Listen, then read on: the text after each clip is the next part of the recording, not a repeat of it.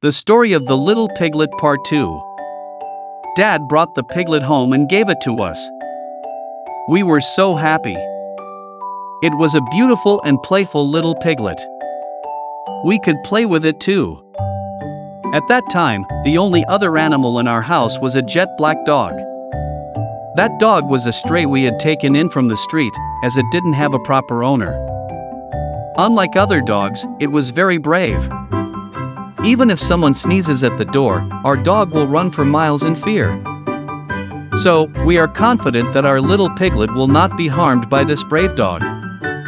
After a few days, the piglet became friends with us.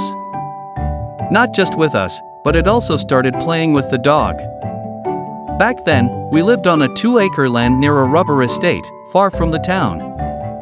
So, even if it was a dinosaur instead of a piglet, there would have been enough space for it to live on that land. The land was full of trees like caraca, waraloo, gaslaboo, and cashews. We played all over the estate with the piglet. Most of the time, we played under the cashew tree. Mom would feed the piglet there. Pigs are omnivores, so it ate whatever it was given.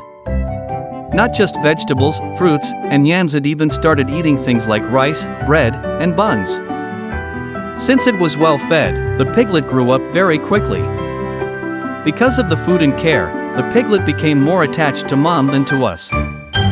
When Mom went to the shop, she would bring biscuits or similar snacks.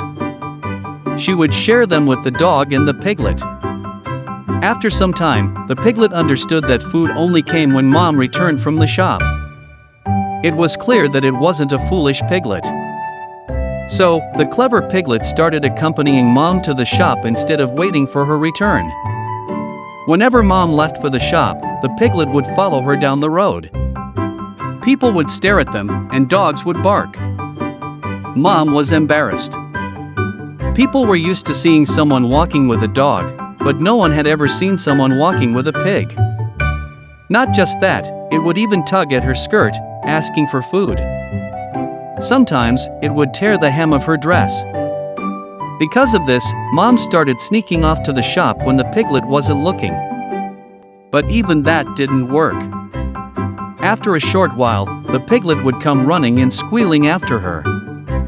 In the end, Mom had to trap the piglet under a basket and place something heavy on top of it before she could leave for the shop. But that didn't last long either. The piglet grew bigger and started developing tusks herd. And that's when all the mischief began. We'll find out what happened next in the upcoming part.